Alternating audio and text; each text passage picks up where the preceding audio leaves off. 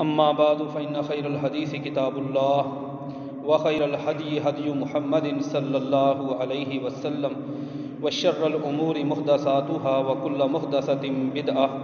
وكل بدعة ضلالة وكل ضلالة في النار. قال الله عز وجل في القرآن المجيد والفرقان الحميد: ومن آياته أن خلق لكم من أنفسكم أزواجا لتسكنوا إليها وجعل بينكم مودة ورحمة. حمد و ثنا بزرگی کبریائی اللہ وحدہ لا شریک کی ذات اقدس و اطہر و بابرکت کے لیے بے شمار لا تعداد انگنت درود و سلام سید الاولین سید الآخرین امام المتقین محمد رسول اللہ صلی اللہ علیہ وآلہ وسلم کی ذات مبارکہ مطہرہ پر. عزیز سامعین کرام، یہ موسم نومبر اور دسمبر کے مہینے ہمارے ملک میں شادی اور نکاح کے مہینے تصور کیے جاتے ہیں. آپ سفر کریں، آپ کو سڑکوں پر، روڈ پر باراتیں رواں دواں نظر آتی ہیں. شادی ہال، میرج ہال تقریبات سے بڑے آراستہ اور پیراستہ نظر آتے ہیں. ہر طرف ان دنوں کے اندر ایک گہما گہمی ہوتی ہے. دین اسلام کا یہ ایک نسل کو آگے بڑھانے کے لیے بڑا ہی مبارک اور بڑا ہی عظیم معاملہ ہے جو ایک مرد اور عورت کے مابین طے پاتا ہے. قرآن مجید فرقان حمید کو اگر ہم دیکھیں اور پڑھیں، پروردگار کائنات نے میاں بیوی کے اس بندھن کو اپنی نشانیوں میں سے ایک نشانی قرار دیا ہے. پارہ نمبر 21 سورہ روم کی آیت نمبر 21 میں اللہ تعالیٰ فرماتے ہیں: وَمِنْ آيَاتِهِ أَنْ خَلَقَ لَكُم مِّنْ أَنفُسِكُمْ أَزْوَاجًا. اور اللہ تعالیٰ کی نشانیوں میں سے ایک نشانی یہ بھی ہے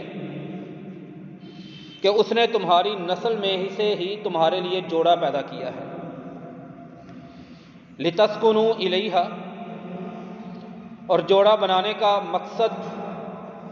اس کی وجہ اور اس کا سبب یہ ہے کہ تم راحت اور آرام حاصل کرو، سکون اور اطمینان اسے تم حاصل کر سکو. اللہ تعالیٰ فرماتے ہیں: وَجَعَلَ بَيْنَكُم مَّوَدَّةً وَرَحْمَةً. پھر اللہ تعالیٰ نے تمہارے ان جوڑوں کے درمیان محبت بھی پیدا فرمائی ہے اور نرمی بھی پیدا فرمائی ہے. اس مختصر آیت کے اندر پوری میاں بیوی کی گھریلو زندگی کا نچوڑ اور خلاصہ نکال کے سامنے رکھ دیا کہ شادی کے مقاصد اور نتائج میں سے قرآن و سنت کی روشنی میں بہترین کامیاب جوڑا وہ ہے جو ایک دوسرے سے ملنے کے بعد سکون حاصل کریں، اطمینان پائیں، راحت ملے انہیں. شادی کے بعد زندگیوں کے اندر حقیقی اور سچی محبت، جسے پیار کے نام پر دھجیاں عزتوں کی اور ایمانوں کی اڑائی جاتی ہیں، اس سے نکل کر حقیقی محبت اور مودت وہ میاں بیوی کے درمیان ہوتی ہے. تیسری چیز اللہ تعالیٰ نے یہاں پہ رحمت، سراپا نرمی وہ دونوں ایک دوسرے کے لیے ہوتے ہیں. اس حوالے سے طلاق کے عنوان پر میاں بیوی کے حقوق پر سابقہ کئی مرتبہ جمعات میں تفصیل کے ساتھ ذکر ہو چکا ہے. آج ہمارا عنوان اور موضوع ہے کہ صرف نکاح ہی نہ کریں بلکہ نکاح کے بنیادی مقصد میاں بیوی کے درمیان انڈرسٹینڈنگ، میاں بیوی کے درمیان ایک بہترین تعلق اور ایک بہترین ریلیشن شپ جس طرح کی اسلام بتاتا ہے، ہمارے پیغمبر بتاتے ہیں، اس کو بھی اختیار کیا جائے. یہ آج کا ہمارا عنوان ہے اور موضوع ہے اس خطبہ جمعہ کا. مالک کائنات ہمیں سننے کی سمجھنے کی اور اس پر عمل پیرا ہونے کی توفیق عطا فرمائے۔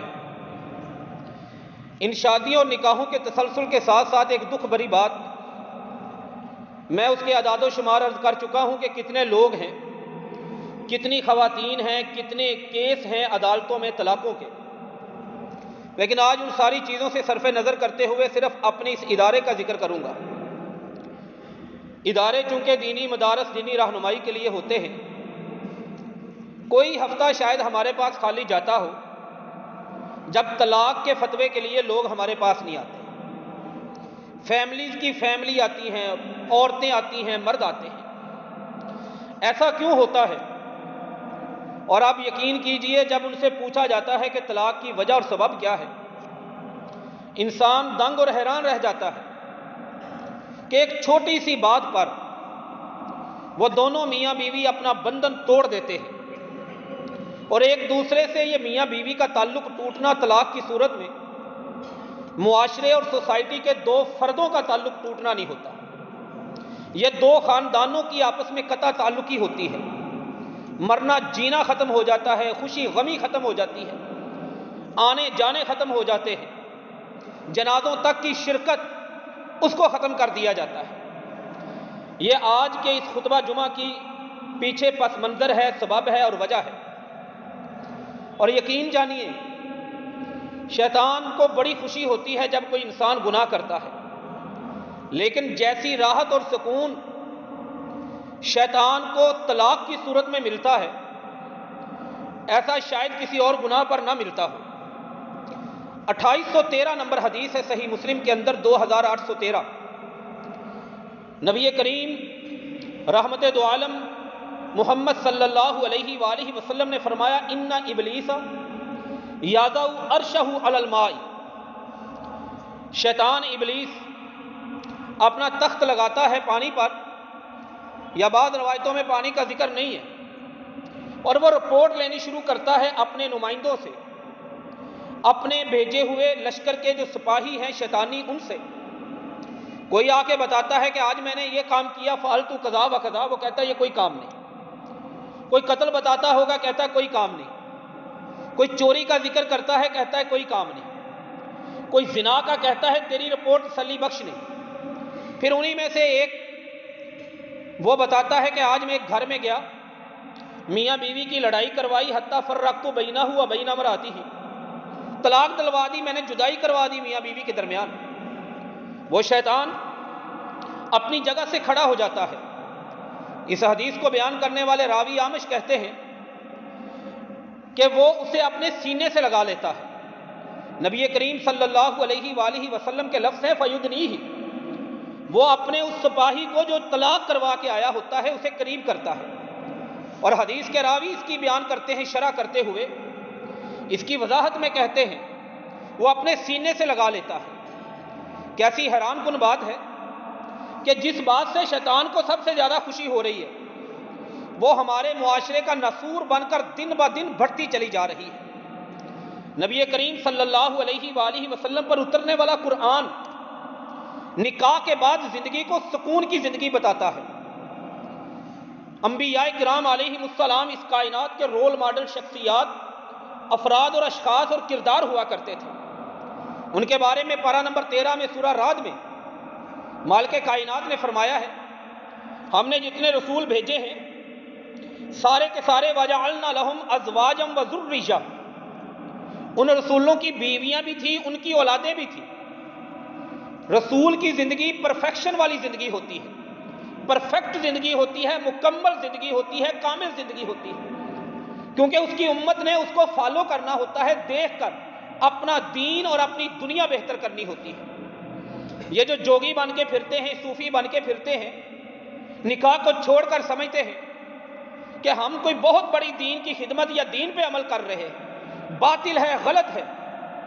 اگر یہ کوئی دین کو فائدہ پہنچانے والی یا دین پر عمل والی کوئی ہیڈنگ، کوئی سرخی، کوئی عنوان، کوئی چیپٹر، کوئی پہلو، کوئی رویہ، کوئی نظریہ، کوئی سلیقہ، کوئی طریقہ ہوتا تو انبیاء کرام علیہم السلام میں مثالیں موجود ہوتی، لیکن اللہ تعالیٰ نے کلی طور پہ فرمایا وَلَقَدْ أَرْسَلْنَا رُسُلًا، ہم نے رسول بھیجے من قبلک، آپ سے پہلے، وَجَعَلْنَا لَهُمْ أَزْوَاجًا وَذُرِّيَّةً، بیویاں بھی تھی، اولادیں بھی تھی۔ بندے کی بہترین زندگی وہ صرف اور صرف اولاد اور بیوی، جب اسے نکاح کی ضرورت محسوس ہو، جب وہ عمر کو پہنچے، پھر وہ ایک بہترین زندگی وہ گزارنے والا ہوتا ہے۔ اس لیے نبی کریم صلی اللہ علیہ وآلہ وسلم نے نکاح والی زندگی کو، جب کوئی بندہ نکاح کر لیتا ہے، کہا کہ وہ آدھا دین اپنا مکمل کر لیتا ہے۔ اذا تزوج العبد فقد استکمل نصف الدین فلیتق اللہ فی النصف الباقی، باقی وہ اپنے دین کی فکر کرے۔ یہ کچھ تمہیدی چیزیں تھیں۔ اصل ہمارا موضوع ہے کہ انڈرسٹینڈنگ میاں بیوی کے درمیان، ایک دوسرے کو سمجھنا۔ نبی کریم صلی اللہ علیہ وآلہ وسلم نے کیا خوبصورت ارشاد فرمایا، فرمایا خیرکم خیرکم لأہلی۔ آج کی دنیا میں ریس یہ ہے کہ میں بہتر بننا چاہتا ہوں۔ پیارے آقا فرماتے ہیں کہ بہتری کا لیول اور معیار کیا ہے؟ ایمان والوں کو مخاطب ہے، خیرکم، تم میں سے سب سے بہترین وہ ہے جو اپنی بیوی کے لیے بہترین ہے، جو اپنے گھر والوں کے لیے بہترین۔ آپ کو اس سوسائٹی اور معاشرے میں ہمیں اپنی زندگی میں بڑے کریکٹر اور کردار ملتے ہیں، بڑی خوبصورت باتیں، بڑا اچھا اخلاق، اخلاقی ویلیوز بڑی اعلیٰ، بات چیت کا ڈھنگ، محفلوں کی جان، مجلسوں کی جان اور روح۔ جس جگہ پہ بیٹھ جائیں، چوک پہ بیٹھ جائیں، چوراہے پہ بیٹھ جائیں، بیٹھک میں بیٹھ جائیں، ڈیرے پر بیٹھ جائیں، اپنے آفس میں بیٹھ جائیں، اپنے دفتر میں بیٹھ جائیں، وہاں پہ رونقیں لگ جاتی ہیں، لوگوں میں مسکراہٹیں بانٹتے ہیں، لوگوں میں خوشیاں بانٹتے ہیں۔ لیکن یہی لوگ، یہی کردار جب اپنے گھر میں قدم رکھتے ہیں تو گھر میں یہ نہیں لگتا کہ گھر کا کوئی فرد آیا ہے، بلکہ ایسا لگتا ہے کوئی بڑا اعلیٰ گریڈ کا افسر داخل ہو گیا ہے، اب سب کو اپنی جان پہ بنی ہوئی ہے۔ فرمایا خیرکم لأہلہ وأنا خیرکم لأہلی، تم میں سے بہتر وہ ہے جو اپنے گھر والوں کے لیے بہتر ہے۔ عام معاشرے کے لیے بہتر ہوں، لیڈر بھی ہوں اور انہیں عزیز از جان بھی ہوں، ان کے مجلسوں کی، محفلوں کی رونق بھی ہوں، لیکن گھر کی رونق نہ بنے آپ، گھر میں آپ کے آنے سے خوشیاں نہ پھیلیں، گھر میں آپ کے داخل ہونے سے مسکراہٹیں نہ آئیں، گھر کا ماحول ایک جنت اور ایک امن والا نظارہ نہ پیش کرے۔ ہم بہتر نہیں ہیں کیونکہ ہم باہر والوں کے لیے بہتر ہیں، گھر والوں کے لیے کیوں نہیں؟ پھر یہیں سے معاملہ، میرے نبی صلی اللہ علیہ وآلہ وسلم، یہ عشق و محبت کی کہانیاں، ادھر سے خبر اخبار پہ لکھی ہے لڑکی گھر چھوڑ گئی، کس چیز کی بنیاد پہ چھوڑ کے گئی؟ محبت اور عشق کے نام پہ۔ ادھر کہانی چلتی ہے کہ لڑکے نے سوسائڈ اور خودکشی کر لی، کس بات کی بنیاد پہ؟ محبت کی بنیاد پہ۔ قتل و غارت ہوگی، غیرت کے نام پہ شادی۔ ان ساری بے حیائیوں کی، برائیوں کی، فحاشیوں کی، بدکاریوں کی وجہ جو ہے، اس دنیا میں پھیلا ہوا محبت اور پیار کا افسانہ ہے۔ حالانکہ غیر شادی شدہ کے لیے اس کی آپشن ہی موجود نہیں ہے دین اسلام کے اندر۔ نبی کریم صلی اللہ علیہ وآلہ وسلم نے محبت کن لوگوں کا بیہیویئر ہوتا ہے، کن لوگوں کے پاس ہونی چاہیے، اس کا محل، اس کی جگہ اور اس کا علاقہ کون سا بتایا ہے۔ سنن ابن ماجہ میں 1847 نمبر پر حدیث مبارکہ، عبداللہ بن عباس راوی ہے رضی اللہ تعالیٰ عنہما، وہ کہتے ہیں نبی کریم صلی اللہ علیہ وآلہ وسلم کی مرفوع حدیث بیان کرتے ہوئے کہتے ہیں لم یرا للمتحابین، دو محبت کرنے والے جو دو ہیں نا، ان کی سب سے بہترین جو جگہ ہے وہ نکاح ہے۔ نکاح کی مثل جو چیز ہے وہ سب سے بہترین عمدہ محبت ہے۔ اور قرآن مجید میں بھی یہی فرمایا گیا کہ تمہارے جوڑے بنائے، میاں بیوی تمہیں بنایا، خاندان چلانے کے لیے تمہارے نکاح ہوتے ہیں۔ وَجَعَلَ بَيْنَكُمْ مَوَدَّةً وَرَحْمَةً، یہ محل ہے مودت کا، محبت کا، باہمی الفت کا، ایک دوسرے کو سمجھنے کا۔ یہ زندگی کیسے خوبصورت ہوتی ہے۔ سیدہ عائشہ رضی اللہ تعالی عنہا سے ذرا یہ سوال کر لیں، ان کی حدیثیں پڑھ لیں، یا دوسرے لفظوں میں نبی کریم صلی اللہ علیہ وآلہ وسلم ان کی سیرت میں جھانک کے دیکھ لیں، آپ اپنے گھر والوں کے ساتھ کیا انداز تھا۔ آپ صلی اللہ علیہ وآلہ وسلم اپنی بیوی کے ساتھ، اپنے گھر والوں کے ساتھ کس انداز کی زندگی گزارتے تھے۔ زندگیاں عذاب کب بنتی ہیں، زندگیاں دکھوں کے کٹہرے میں کب جاتی ہیں، زندگی غموں کی دلدل کب بن جاتی ہے، زندگی سے سکھ اور چین کب نکل جاتا ہے، اس کی ایک بڑی وجہ یہ ہوتی ہے، باہر آدمی مجبور بھی ہوتا ہے، اس کے سینئر بھی ہوتے ہیں، اس سے طاقتور لوگ بھی ہوتے ہیں، وہاں پہ انسان کمپرومائز کرتا ہے، لیکن پھر سارا ری ایکشن آ کے اپنے گھر میں نکالنا، یہ ایک مسلمان کے شایان شان نہیں۔ نتیجہ یہ نکلتا ہے کہ طلاقوں پہ طلاقیں اور فتووں میں فتوے، عدالتوں میں کھلا کی ڈگریز۔ اعداد و شمار میں ایک جمعہ میں عرض کر چکا ہوں مکمل، لاہور کی عدالتوں میں کتنے کیس، گجرانوالوں کی عدالتوں میں کتنے کیس۔ نبی کریم صلی اللہ علیہ وآلہ وسلم کی زندگی، اپنی گھریلو زندگی کس انداز کی زندگی تھی؟ یہ ہمارے نبی صرف نماز کے نبی نہیں ہیں، محمد صلی اللہ علیہ وآلہ وسلم صرف زکوٰۃ دینے والے نبی نہیں تھے، زکوٰۃ سکھانے والے۔ صرف رمضان کے روزے نہیں ہمیں بتا کے گئے، صرف حج کا طریقہ نہیں انہوں نے پڑھایا سمجھایا، بلکہ وہ لقد کان لکم فی رسول اللہ اسوۃ حسنہ، آپ کی صبح اور شام میں، آپ کے شب و روز میں، آپ کے دن اور رات میں، آپ کے گھر کی زندگی میں، آپ کی سفر کی زندگی، حضر کی زندگی، ہر ایک میں آپ ہمارے لیے رول ماڈل ہیں۔ ماں جی عائشہ رضی اللہ تعالیٰ عنہ فرماتی ہیں نبی کریم صلی اللہ علیہ وآلہ وسلم کا انداز، سنن ابن ماجہ میں 1979 نمبر پر یہ حدیث مبارکہ ہے۔ فرمایا ہم سفر میں جا رہے تھے، پیارے نبی صلی اللہ علیہ وآلہ وسلم تھے، میں تھی اور بہت زیادہ لوگ تھے۔ آپ نے اپنے قافلے والے ساتھیوں کو کہا کہ آپ ایسے کرو، تقدموا، جلدی سے آگے نکل جاؤ۔ فتقدموا، وہ سارے کے سارے آگے نکل گئے۔ مجھے روک لیا نبی صلی اللہ علیہ وسلم نے۔ جب سارے نظروں سے اوجھل ہو گئے، کہا عائشہ رضی اللہ تعالیٰ عنہ سے کہ آپ اور میں مقابلہ کرتے ہیں، دوڑ کا مقابلہ کریں گے۔ کہتی ہیں کہ میں نے اور نبی صلی اللہ علیہ وسلم نے دوڑ کی ریس لگائی، مقابلہ کیا۔ اب یہ آپ کو منظر کیا لگتا ہے؟ اگر کسی اور کا ہوتا تو انسان اسے کیا ہیڈنگ دیتا، کیا عنوان دیتا، لیکن آپ صلی اللہ علیہ وآلہ وسلم نے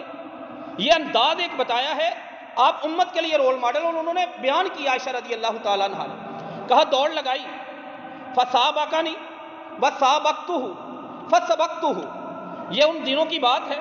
لم احمل اللحم، میرا وزن زیادہ نہیں تھا، ولم ابدن، موٹاپا زیادہ نہیں تھا، اور میری عمر بھی کم تھی، وہ ریس میں جیت گئی۔ نبی کریم صلی اللہ علیہ وآلہ وسلم وہ ہار گئے۔ ہم نے دوبارہ سفر شروع کیا، قافلے کے ساتھ مل گئے، کافی عرصہ گزر گیا، ایک دن پھر سفر میں تھے، نبی کریم صلی اللہ علیہ وآلہ وسلم، میں اور آپ دوبارہ ہم اکٹھے رہ گئے۔ آپ نے پھر قافلے والوں کو کہا کہ فتقدم، تم آگے چلے جاؤ۔ وہ سارے کے سارے تقدم آگے چلے گئے۔ آپ نے مجھے روک لیا، اور روکنے کے بعد کہا آج پھر ریس لگاتے ہیں۔ کہتے ہیں یہ ان دنوں کی بات ہے، میری عمر زیادہ ہو چکی تھی، میرا وزن بھی زیادہ ہو چکا تھا،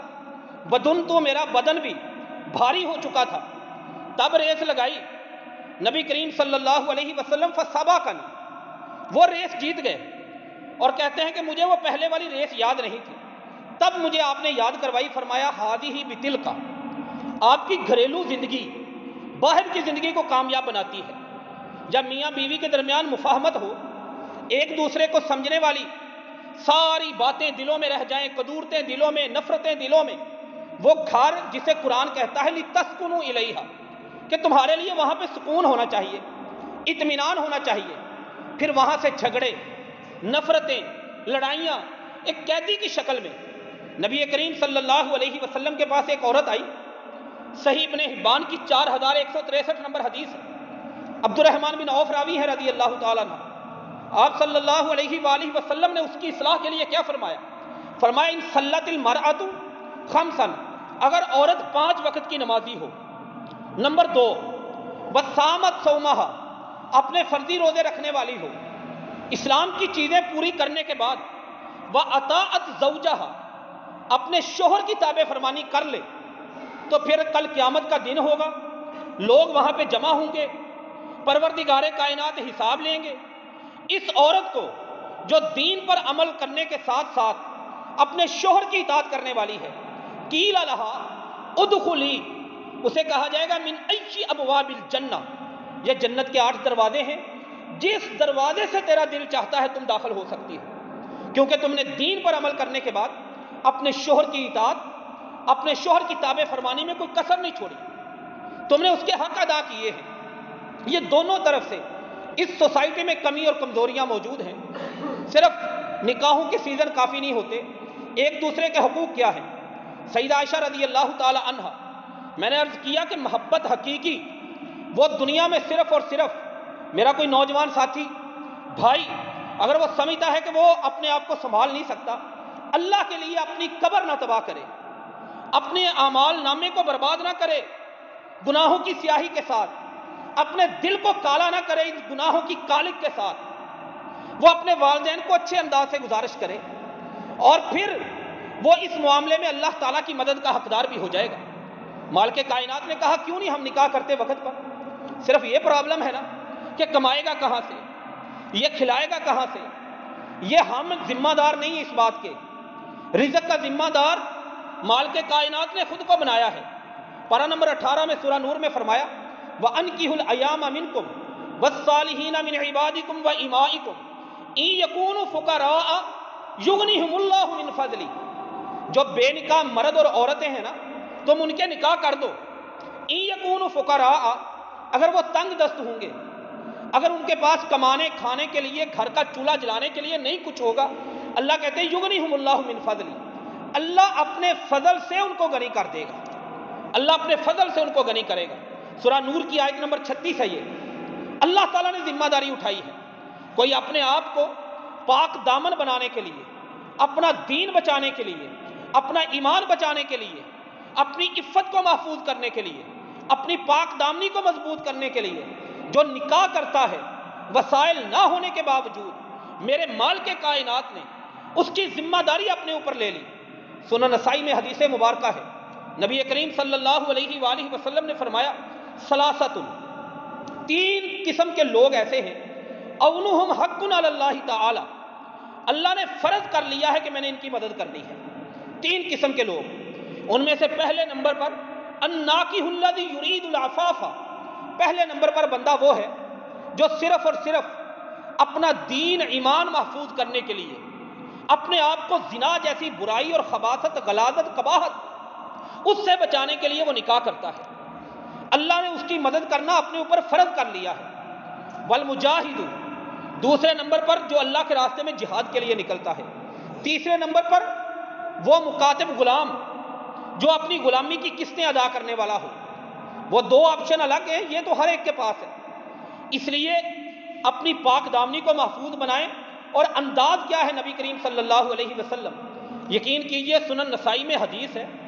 کہ محبت کا حقیقی رنگ کیا ہے، اور یہ ہوتی میاں بیوی کے درجے کے بعد جب انسان نکاح کے بندھن میں بن جاتا ہے، اس سے پہلے گناہ ہی گناہ ہے، تھوڑا کما لیں زیادہ کما لیں، جتنا چاہتے ہیں کما لیں، وہ کانوں سے آپ باتیں کرتے ہیں، آپ کالز پہ کال کرتے ہیں، آپ میسنجنگ پہ چیٹ کرتے ہیں، آپ چھپ کر کسی جگہ پہ ملتے ہیں، یہ ساری کی ساری شیطانی اور ہوس پر مبنی شکلیں ہیں ساری محبت کی۔ اور المیہ یہ ہے کہ اس بے حیائی کے کام کو ہمارے ڈراموں میں بھی پروموٹ کیا جاتا ہے، ہماری فلموں میں بھی پروموٹ کیا جاتا ہے، بچوں سے لے کے بڑوں تک ہر اس برائی میں اور اس دلدل میں بری طرح پھنسا ہوا نظر آتا ہے، اللہ ماشاءاللہ جس کو اللہ بچا لے۔ نبی کریم صلی اللہ علیہ وآلہ وسلم، انداز کیا ہے، سنن نسائی کی 279 نمبر حدیث، اور ایسی کمال کی حدیث، شریح بن حانی فرماتے ہیں رحمہ اللہ تعالی، میں ایک دن سیدہ عائشہ رضی اللہ تعالیٰ عنہ کے پاس گیا اور مسئلہ پوچھنے کے لیے گیا کہ ماں جی ایک بات بتائیں، جب عورت اپنے مخصوص ایام میں ہوتی ہے، مینسز کے ایام میں، حیض کے ایام میں ہوتی ہے، اس وقت اس کا اپنی خامد کے ساتھ اس کی خدمت کرنا، لین دین کرنا چیزوں کا، ٹھیک ہے جسمانی تعلق تو حرام ہے، لیکن باقی معاملات، اس کا مجھے کرائٹیریا بتا دیں، اس کا مجھے دائرہ بتا دیں کہ کس حد تک وہ دونوں ایک دوسرے کے ساتھ بیٹھ سکتے ہیں، مل سکتے ہیں، لین دین کر سکتے ہیں۔ ماں جی عائشہ رضی اللہ تعالیٰ عنہ نے انداز جو بتایا، میاں بیوی کی انڈرسٹینڈنگ، جب گھر کیوں اجڑ جاتے ہیں، ہمارے معاشرے میں طلاق کی شرح کیوں بڑھتی ہے، جسے بڑے چاؤ سے بیاہ کے لائے ہوتے ہیں، جس کے جہیز تیار کیے ہوتے ہیں، جس کو زیور پہنائے ہوتے ہیں، جس کے ولیمے کیے ہوتے ہیں، جس کی منگنیوں کے تحفے سپلائی کیے ہوتے ہیں، ساری چیزیں دھڑی کی دھڑی رہ جاتی ہیں، اور بچی اپنے گھر، بچہ اپنے گھر، مرنا جینا ختم، جنازے ختم۔ وہ جن کی شادی میں جاتے ہیں، یہ ان کی شادی میں جانا گوارا نہیں کرتے۔ ایسی نفرتیں، بغض، عداوتیں، کینے، دشمنیاں، وجہ کیا ہے؟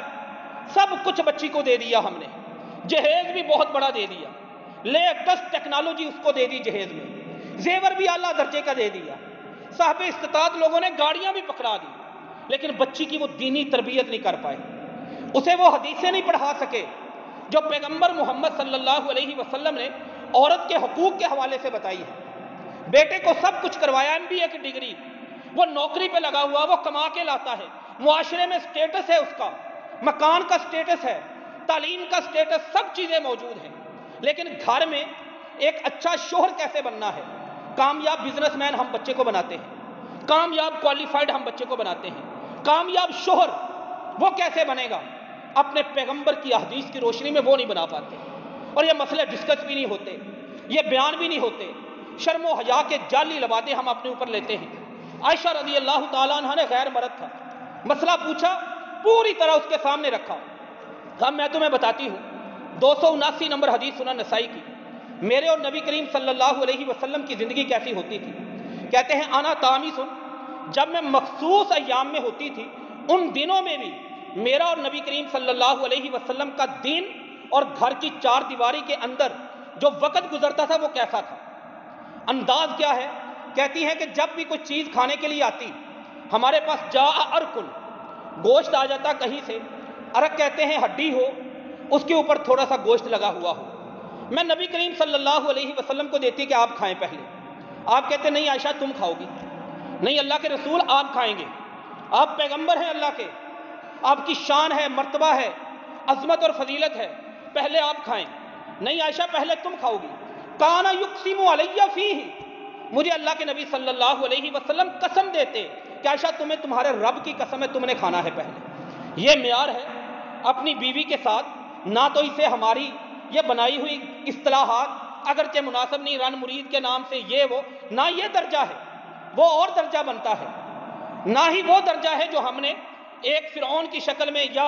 بڑے عجیب و غریب قسم کی شکل میں معاشرے میں تعارف کروایا ہوا ہے۔ یہ ساری معاشرتی سوچیں ہیں، نبوی سوچیں نہیں ہیں، پیغمبر کی سوچیں نہیں ہیں۔ مجھے قسم دے دیتے، کہتی وہ میں ہڈی اٹھاتی اور اس سے فآتریکو، اس ہڈی سے میں تھوڑا سا گوشت کھاتی، فاضعہ، اس ہڈی کو میں نیچے رکھ دیتی، پھر نبی کریم صلی اللہ علیہ وآلہ وسلم اس ہڈی کو اٹھاتے یرفعہ، اور اس ہڈی کو اٹھانے کے بعد کانا یا تاریک من فیہ، اس ہڈی سے کھاتے، ویضع فمہ، اور اپنا منہ ہڈی میں اسی جگہ پہ رکھتے جس جگہ سے میں نے اپنے دانت لگا کے گوشت کھایا ہوتا تھا۔ یہ نبی کریم صلی اللہ علیہ وآلہ وسلم کی گھریلو زندگی، میاں بیوی کے آپس میں تعلق، میاں بیوی کا آپس میں برتاؤ، میاں بیوی کی آپس میں دوستی، میاں بیوی کا آپس میں ایک دوسرے کو سمجھنا اور ایک دوسرے کے قریب جانا۔ جب اس طرح کا کوئی آدمی، کوئی مرد ہو یا عورت، وہ اخلاقیات اپنائے گا، کیسے ہے کہ اس کی بیوی دل سے اس کی عزت نہ کرے، کیسے ہے کہ کوئی خاتون یہ انداز اپنائے اور اس کے شوہر کے دل میں اس کی جگہ نہ بنے۔ جتنے بھی وہاں پہ مسائل موجود ہوں، پیچھے چیزیں موجود ہوں، کوئی بھی باتیں بھرنے والا ہو، کان بھرنے والا ہو، اس کے کان بھرنے، اس کے تاننے، اس کی باتیں کچھ اثر نہیں کرتی۔ آپ دنیا میں بڑے مہان ہیں، آپ دنیا میں بڑے عظیم ہیں، آپ کے اخلاقیات کے چرچے ہیں، آپ موٹیویشنل سپیکر ہیں، پھر ہم پڑھتے ہیں کہ فلاں جج کی بیٹی کو طلاق ہو گئی، پھر ہم پڑھتے ہیں فلاں بڑا ذمہ دار اور بڑا قابل آدمی شمار ہونے والا اس کا گھر اجڑ گیا، ایسا کیوں ہوتا ہے؟ باہر کے اچھے نہیں، فرمایا خیرکم خیرکم لاہلہ، اپنے گھر کے لیے جو اچھا ہے وہ سب سے اچھا ہے۔ فرماتی اس کے بعد فجاء شراب، کبھی کبھی ہمارے گھر میں پینے کی چیز آ جاتی، یہ عائشہ رضی اللہ تعالیٰ عنہ فرماتی ہے، وہ پینے کی آتی، نبی صلی اللہ علیہ وسلم مجھے دیتے، فآتانی، عائشہ آپ پئیں، نہیں اللہ کے رسول آپ اللہ کے پیغمبر ہیں، آپ کا حق بنتا ہے پہلے آپ پئیں، نہیں عائشہ تم پیو گے، نہیں آپ پئیں گے، اس بات پہ بحث ہوتی، اینڈ یہ ہوتا، اختتام یہ ہوتا، کانا یقسم علیہ، مجھے قسم دے دیتے کہ تمہیں اللہ کی قسم ہے تمہیں ہی پینا پڑے گا، میں برتن اٹھاتی، اپنے منہ کو لگاتی، شربت منہ، میں اس سے پیتی، پی کے میں برتن نیچے رکھتی، نبی صلی اللہ علیہ وسلم فاخذہ، اس کو اٹھاتے، یضع فمہ، اپنا منہ اسی جگہ پہ رکھتے، برتن کا سارا حصہ چھوڑ کر، یہاں پہ ان کی بیوی کا منہ لگا ہوتا تھا، یہاں پہ ان کی بیوی کے ہونٹ لگے ہوتے تھے۔ محبت کے یہ انداز، آدمی صرف اور صرف نکاح کے بعد اسے حق ہے، شادی کے بعد اسے حق ہے، یہ ہے میاں بیوی کی انڈرسٹینڈنگ جو رسول اللہ سے ملتی ہے۔ صحیح بخاری کی حدیث اٹھائیں، 950 نمبر، عید کا دن ہے، عائشہ رضی اللہ تعالیٰ عنہا کو دیکھا، نبی صلی اللہ علیہ وآلہ وسلم نے گھر میں بیٹھی ہوئی ہے، عید کی خوشیاں، عید کے کپڑے، عید کی گہما گہمی، عید کی چمک دمک، رائش لباس، سجاوٹ بناوٹ، ہر طرف ایک خوشیوں کا سما ہے۔ عائشہ رضی اللہ تعالی عنہا، ان کے چہرے کو دیکھا، مسجد نبوی کے ساتھ گھر، مسجد نبوی کے صحن میں کچھ اسپیشل پلیئر، کھلاڑی حبشہ کے، بنو ارفدہ اسے کہتے ہیں، وہ آپس میں کھیل کود نشانہ بازی مسجد کے صحن میں کر رہے ہیں۔ عائشہ رضی اللہ تعالیٰ عنہ کی آنکھوں میں چمک دیکھی، کہا عائشہ، خود سے نہیں کہا انہوں نے، خود سے نبی صلی اللہ علیہ وسلم نے سوال کیا، اتشتہینا، کیا آپ دیکھنا چاہتی ہیں، کیا آپ ان کو دیکھیں، خواہش ہے؟ ہاں اللہ کے رسول صلی اللہ علیہ وسلم عائشہ رضی اللہ تعالیٰ عنہ کو لے کے وہاں پہ چلے گئے، جہاں پہ لوگ کھیل رہے تھے، گیدرنگ موجود تھی، مجمع لگا ہوا تھا، نشانہ بازی چل رہی تھی، لوگ اپنے اپنے فن کا، اپنے اپنے کرتب کا، اپنی اپنی مہارتوں کا اظہار کر رہے تھے۔ وہاں پہ اپنی بیگم کو، اپنی زوجہ کو، ہماری اور سب مسلمانوں کی ماں کو لے کر کھڑے ہو گئے۔ کہتی ہیں خدی علی خدی ہی، نبی کریم صلی اللہ علیہ وسلم کا رخسار اور میرا رخسار آپس میں یوں ملے ہوئے تھے، اور میں نے تھوڑی نبی صلی اللہ علیہ وسلم کی علی کتفی ہی آپ کے کندھے پہ رکھی ہوئی تھی، اور نبی صلی اللہ علیہ وسلم نے چادر لی ہوئی تھی، اور چادر لینے کے بعد آپ صلی اللہ علیہ وسلم ابھی کھڑے تھے، فجاء عمر بن الخطاب، عمر بن خطاب آئے رضی اللہ تعالی عنہ۔ انہیں یہ بات اچھی نہیں لگی کہ مسجد کے صحن ہو، صحیح بخاری کی حدیث 949 اور 950 نمبر حدیث ہے یہ، اور بھی دیگر حدیث کی کتابوں میں، انہیں یہ بات پسند نہیں آئی کہ مسجد میں یہ لوگ بھاگیں، مسجد میں کھیل کود شور شرابہ۔ انہوں نے ڈانٹا کہ بند کرو یہ اپنا کھیل۔ وہ نیچے جھکے اس لیے کہ کوئی کنکر اٹھائیں گے، اٹھا کے ان کو ماریں گے، کہ سکون کرو، مسجد میں نہیں یہ ہونا چاہیے۔ نبی کریم صلی اللہ علیہ وسلم نے سیدنا عمر بن خطاب رضی اللہ تعالیٰ عنہ کو روکا، عمر رک جاؤ، ان کو کچھ نہیں کہنا، ان کو کھیلنے دو۔ اور ساتھ ہی نبی کریم صلی اللہ علیہ وسلم نے ایک جملہ بولا، یہ بخاری کی حدیث میں نہیں لیکن صحیح سند کے ساتھ یہ جملہ مروی ہے، فرمایا فی دیننا فسحہ، عمر رضی اللہ تعالیٰ عنہ، ہمارے دین کے اندر انٹرٹینمنٹ کی اتنی گنجائش باقی ہے، اتنی گنجائش ہے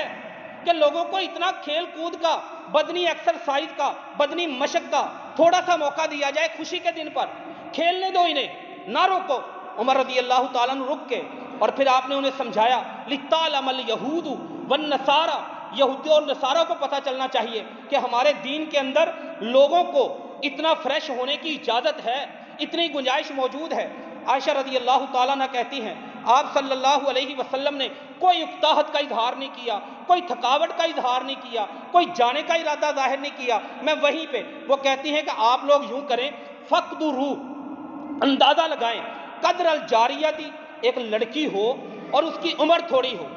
میں نے عمر سمجھنے کی کوشش کی، حافظ ابن حجر اسقلانی فتح الباری میں لکھتے ہیں اس وقت عائشہ رضی اللہ تعالیٰ عنہ کی عمر 15 سال تھی۔ وہ کہتی ہیں کہ ایک نوجوان لڑکی ہو 15 سال کی، اور العاربہ، اسے اس طرح کے منظر دیکھنے کا شوق بھی ہو۔ دو باتیں، نمبر 3 حدیثت سنی، عمر کی کمی کے ساتھ ساتھ وہ اپنے جسم میں مضبوطی کی وجہ سے کتنی دیر کھڑی ہو سکتی ہے۔ جب میں پوری طرح تھک گئی، نبی کریم صلی اللہ علیہ وسلم نے محسوس کیا، مجھ سے پوچھا آپ تھک چکی ہیں؟ کہا ہاں میں تھک چکی ہوں۔ پھر نبی کریم صلی اللہ علیہ وسلم اپنے گھر واپس لے کے آئے۔ ایک ایسی شخصیت جو پوری کائنات کے لیے رول ماڈل ہو، جس نے دنیا کو نماز سکھانی ہے، زکوٰۃ سکھانی ہے، روزے بتانے ہیں، حج بتانا ہے، جہاد کے لیے جانا ہے، مسجد میں سیاست بھی کرنی ہے، یعنی اسلامی سیاست، اسلامی پولیٹیشین بھی ہیں، وہ بہترین قسم کے لوگوں کے فیصلے بھی کرنے ہیں، لوگوں کے عقیدے بھی سنوارنے ہیں، آنے والے وفود سے ملاقات بھی کرنی ہے، تعلیم و تزکیہ بھی کرنا ہے۔ اس کے باوجود اپنے گھر میں اس انداز سے ٹائم دینا، یہ ان کی زندگی کا نمونہ ہے ہم مسلمانوں کے لیے کہ آپ بہتر ہیں، اپنے گھر والوں کے لیے بہتر بنیں، اپنے گھر والوں کے لیے آرام اور سکون، لِتَسْكُنُوا إِلَيْهَا، آپ کی ازدواجی زندگی، میاں بیوی کی زندگی وہ ہے جس میں سکون نظر آئے، اطمینان نظر آئے۔ اسلامی زندگی وہ تب بنے گی، چاہت نظر آئے، آپس میں ایک دوسرے سے فریکنس نظر آئے، مودتاً، فرمایا سکون نظر آئے۔ عورتوں کی تربیت کی، اپنے گھروں کی زندگی کو بہتر، ان کی اولادیں کبھی کامیاب یا مثبت کردار کی حامل نہیں بنتی۔ ماہر نفسیات کہتے ہیں جن میاں بیوی کے آپس میں جھگڑے نہیں ختم ہوتے، جن کی آپس میں لڑائیاں نہیں ختم ہوتی۔ بچہ ایک سفید کاپی کی طرح ہوتا ہے اور وہ اڈاپٹ کرتا ہے چیزیں، وہ لیتا ہے، وہ اخذ کرتا ہے اپنے معاشرے سے۔ یہاں پہ رواداری ہوتی ہے، یہاں پہ برداشت ہوتی ہے، یہاں پہ محبت ہوتی ہے، بچہ محبت کا اپنے اندر سمیٹتا ہے۔ اور جہاں پہ یہ منفی چیزیں چل رہی ہوتی ہیں، یہ ساری چیزیں نفرتوں کی چل رہی ہوتی ہیں، وہ کچھ نہ کچھ وہ اسی میں۔ آپ گاجریں لیں دو، ان کو کاٹ لیں، ایک گاجر کو سرکے میں ڈال دیں، ایک گاجر کو آپ چینی والے شیرے میں ڈال دیں، اور ہفتے بعد نکال لیں، چینی والے شیرے والی گاجر ہے وہ مربع بن چکی ہوگی، وہ مٹھاس بن چکی ہوگی، اور سرکے والی جو گاجر ہے اگر آپ اس کو اٹھا کے دیکھیں گے تو وہ آپ کو ایک عجیب رنگ کی کھٹاس اس میں نظر آئے گی۔ چیزیں ماحول کی وجہ سے چینج ہو جاتی ہیں، چیزیں ماحول کی وجہ سے بدل جاتی ہیں۔ یہ آپ بھی مانتے ہوں گے، جو سبزیاں کھانے والے ہیں ان کا مزاج اور ہے، جو بکرے کا گوشت کھاتے ہیں ان کا مزاج اور ہے، جو برائلر کا گوشت کھاتے ہیں ان کا مزاج اور ہے۔ ایسے ہی جو بندہ اونٹ کا گوشت کھانے والا ہے، عربوں کو دیکھ لیں، بدوؤں کو دیکھ لیں، ان کا مزاج اور ہے۔ بندہ جس ماحول میں رہتا ہے، جن چیزوں کا حصہ، جو چیزیں اس کے بدن کا حصہ، اس کے مزاج کا حصہ، اس کی طبیعت کا حصہ بنتی ہیں، اسی انداز کی اس کی شخصیت ڈیولپ ہوتی ہے۔ بچوں میں مثبت رول بنانے کے لیے اور بہتر اخلاقیات بنانے کے لیے میاں بیوی کی زندگی، والدین کی زندگی افہام و تفہیم والی، رواداری والی، برداشت والی، ایک دوسرے سے آپس میں محبت اور فرینکنس والی ہونا ضروری ہے۔ اور یہ نبی کریم صلی اللہ علیہ وآلہ وسلم نے اپنی زندگی کے نمونے کے طور پر، خواتین آتی ہیں، ایک مرد آیا اپنی بیٹی کو لے کر، صحیح ابن حبان کی حدیث ہے 4164 نمبر پر، جاء رجل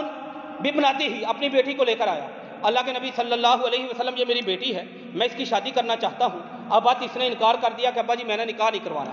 میں نہیں شادی کروانا چاہتی، میرا انکار ہے شادی سے۔ نبی صلی اللہ علیہ وسلم نے پوچھا بیٹا آپ شادی کیوں نہیں کروانا چاہتی؟ وہ کہنے لگی حتیٰ تخبرانی،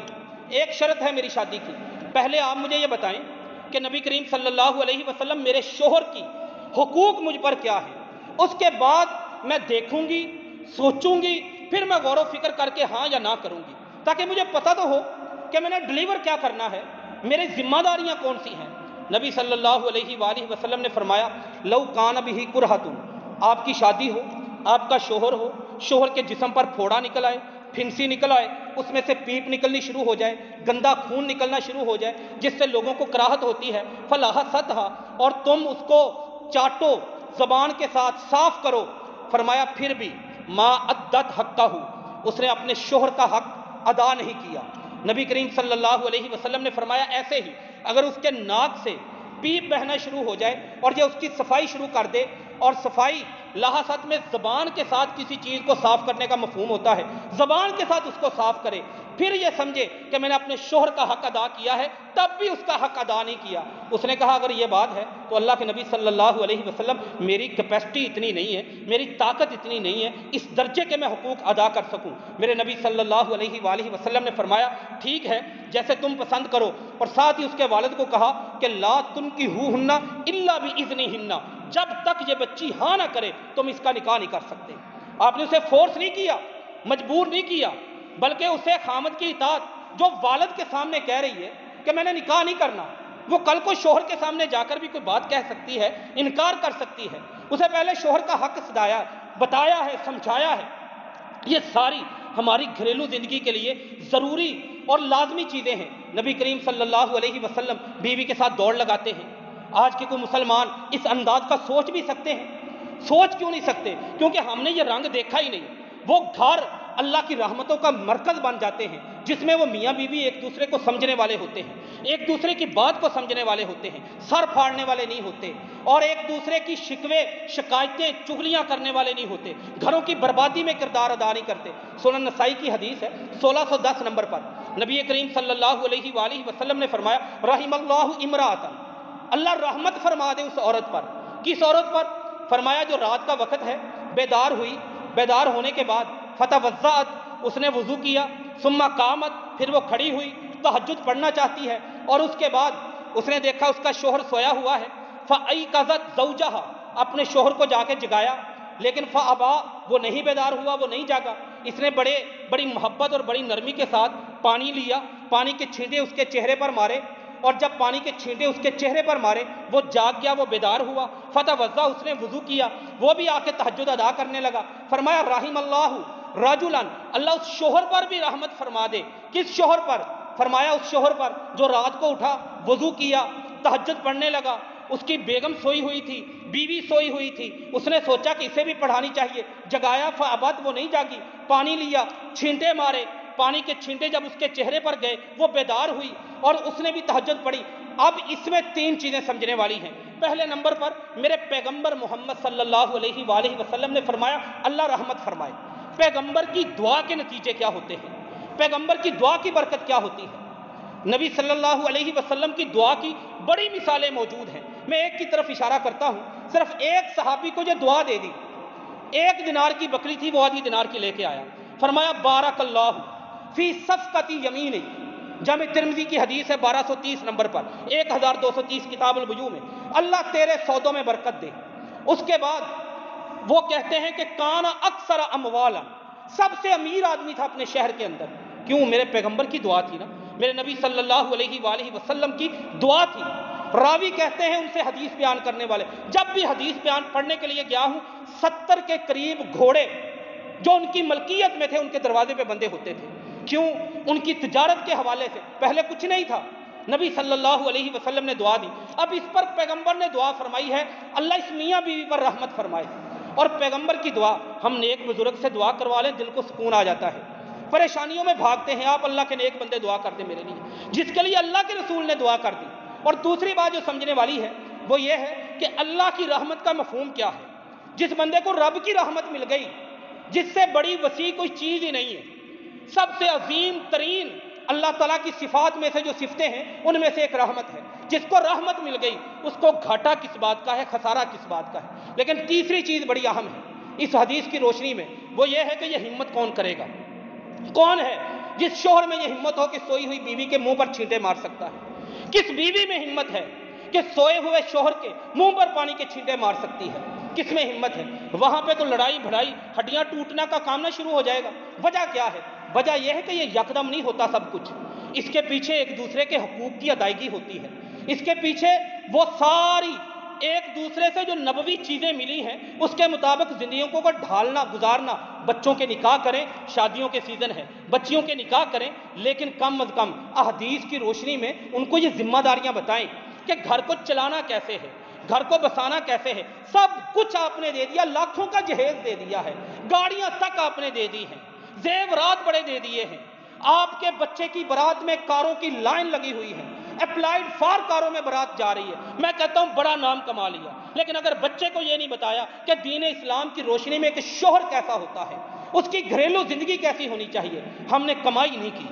وہ سب کے سب چیزیں ہمارے لیے وبال، عذاب اور دکھ کا باعث بن سکتی ہیں۔ نبی کریم صلی اللہ علیہ وآلہ وسلم، یہ تبھی ہے پانی کے چھینٹے سوئے ہوئے سردیوں کے اندر ٹھنڈی راتوں میں وہی شوہر برداشت کرے گا جس کو اندازہ ہوگا کہ میری بیوی کے ساتھ تعلق کیا ہے، وہی بیوی برداشت کرے گی جسے اندازہ ہوگا کہ ان دونوں کا آپس میں تعلق کیا ہے۔ نبی کریم صلی اللہ علیہ وآلہ وسلم بیٹھے تھے، سیدنا حسین بن محسن فرماتے ہیں رضی اللہ تعالیٰ عنہ، میری پھپھو ان اماتی، میری پھپھو آئی ملنے کے لیے۔ نبی کریم صلی اللہ علیہ وسلم سے کوئی سوال کیا، آپ نے اس کا جواب دیا، وہ جانے لگی، فرمایا رکو، ازات زوج انتی، شادی ہوئی ہے آپ کی؟ جی اللہ کے رسول صلی اللہ علیہ وسلم میری شادی ہو چکی ہے۔ فرمایا ایک بات یاد رکھنا، پہلے تم یہ بتاؤ کہ تمہارا اپنی شوہر کے ساتھ رہن سہن کیسا ہے؟ کہنے لگی اللہ کے نبی صلی اللہ علیہ وسلم لم آلو، کبھی کوئی کمی کوتاہی نہیں میں نے ہونے دی، کبھی اپنی طرف سے میں نے کوئی غلطی نہیں ہونے دی، کبھی میں نے اپنی طرف سے کوئی معاملہ نہیں بننے دیا۔ اللہ کے رسول صلی اللہ علیہ وآلہ وسلم الا ما عجزت منہ، سوائے اس کے کہ میرے جسم میں جان ہی نہ رہے میں بس ہو جاؤں۔ اللہ کے نبی صلی اللہ علیہ وسلم نے فرمایا یاد رکھنا، ہوا جنت و نار، وہ شوہر نہیں ہے تیرا، وہ تیرا صرف خامد نہیں ہے، وہ تیری جنت بھی ہے، تیری جہنم بھی ہے۔ مطلب کیا ہے اس حدیث کا؟ کہ تو اس شوہر کی وجہ سے جنت میں بھی آسانی سے جا سکتی ہے اور اس شوہر کی وجہ سے جہنم میں بھی آسانی سے جا سکتی ہے۔ اگر گڑبڑ کر دی، حقوق ادا نہ کیے، نافرمانی کی، تو نے وہ اپنی ذمہ داریاں ادا نہ کی، تو وہی شوہر اس کی ان تمام چیزوں کی وجہ سے تیرا انجام جو ہے وہ جہنم والا بھی ہو سکتا ہے، اور اگر تو نے اس کو راضی رکھا ہوا ہے تو پھر جنت والا بھی ہو سکتا ہے۔ یہ ساری چیزیں ہیں نبی کریم صلی اللہ علیہ وسلم کی جو پہلی حدیث میں نے عرض کی، آپ دوڑ لگاتے ہیں عائشہ رضی اللہ تعالیٰ عنہ کی۔ دوسری میں نے حدیث عرض کی، کتنی چھوٹی بات ہے، کتنی مائنر بات ہے، ہم سمجھتے یار یہ بھی کوئی چیز ہے، لیکن محبت کا انداز کتنا حسین ہے نبی کریم صلی اللہ علیہ وآلہ وسلم کا، کہ آپ اللہ کے رسول ہیں، آخری رسول ہیں، نبیوں کے امام ہیں، معراج کے مہمان ہیں، سید المرسلین ہیں، ساقی کوثر ہیں، غمخوار معاشر ہیں۔ آپ کی موجودگی میں 1.25 لاکھ نبی صفوں پہ کھڑے رہتے ہیں کہ امامت کے مصلی پہ محمد نے کھڑے ہونا ہے صلی اللہ علیہ وسلم، لیکن یہی نبی جب گھر میں بیٹھتے ہیں، بیوی سامنے بیٹھی ہوتی ہے، گوشت کھانے کے لیے اللہ کے رسول کے لیے آتا ہے، آپ کہتے ہیں نہیں میں نہیں کھاؤں گا، پہلے تم کھاؤ، نہیں اللہ کے رسول آپ کھائیں، نہیں تم کھاؤ گی، نہیں آپ اللہ کے رسول ہیں آپ کھائیں، سنن نسائی 279 نمبر حدیث، سننے جیسی سند ہے اس حدیث کی، نہیں آپ کھائیں، اللہ کے رسول اللہ کی قسم دے دیتے نہیں تمہیں کھانا پڑے گا، وہ کھاتی ہے، کھا کے اپنی بوٹی نیچے رکھتی ہے، اللہ کے نبی صلی اللہ علیہ وسلم اٹھاتے ہیں، اپنا منہ اپنے ہونٹ اسی جگہ پہ رکھتے ہیں یہاں سے بیوی نے گوشت کھایا ہوتا ہے۔ جب اس انداز سے زندگی، یہ میرے نبی صلی اللہ علیہ وسلم کے اسوہ میں سے ایک چیز ہے، یہ کیوں آپ صلی اللہ علیہ وسلم کر رہے ہیں؟ کیوں عائشہ رضی اللہ تعالیٰ عنہ لوگوں کے سامنے حدیث کو بیان کرتی ہیں؟ لوگوں کو سمجھ آئے کہ بندہ اپنے گھر والوں کے لیے بہتر کیسے بن سکتا ہے۔ نبی کریم صلی اللہ علیہ وسلم، عائشہ رضی اللہ تعالیٰ عنہ فرماتی تھی کہ جب ہم مخصوص ایام میں ہوتے، صحیح مسلم کی 297 نمبر حدیث ہے، آپ غسل کرتے، آپ مسجد میں ہوتے، آپ اعتکاف کی حالت میں ہوتے، ہم اپنے گھر میں ہوتی، اور ہم حالت حیض میں مخصوص ایام میں اپنے پیریڈ میں ہوتی، پھر بھی نبی صلی اللہ علیہ وسلم مجھے بلاتے، عائشہ میرے سر پہ کنگھی تم نے کرنی ہے، فاغسل راسہ، آپ کے سر کو دھوتی میں، فارجل راسہ، آپ کے سر پہ کنگھی میں کرتی۔ اپنے گھر میں یہ اخلاقیات لے کر آئیں، جو ہم باہر بہت کئی لوگ ہیں اللہ نے ان کو توفیق دی۔ مقصد اس سارے مضمون کو بیان کرنے کا یہ ہے کہ یہ طلاقوں کے سلسلے کم ہوں، یہ گھریلو لڑائیوں کے سلسلے کم ہوں، بچوں کو یہ بھی سکھائیں کہ اچھا انداز قرآن جو مقصد دیتا ہے ہمیں، وَجَعَلَ بَيْنَكُمْ مَوَدَّةً وَرَحْمَةً، زندگی کا مقصد، نکاح کا مقصد دو محبت کرنے والوں کے درمیان محبت ہے، دو میاں بیوی کے درمیان سکون کی زندگی ہے، احترام کی زندگی ہے، ایک دوسرے کے حقوق کی ادائیگی کی زندگی ہے، ایک اچھی جنریشن ہم نے اس دنیا میں لوگوں کو دے کے جانی ہے، اپنے مستقبل کو دے کے جانی ہے، اپنے ملک کو دے کے جانی ہے، اپنی قوم کو دے کے جانی ہے، منفی صفات کی حامل نہیں دے کے جانی۔ وہ کیسے آئے گی؟ اگر ہماری اخلاقیات اچھے ہوں گے۔ اللہ سے دعا ہے اللہ تعالیٰ عمل کی توفیق دے، وما علینا الا البلاغ المبین۔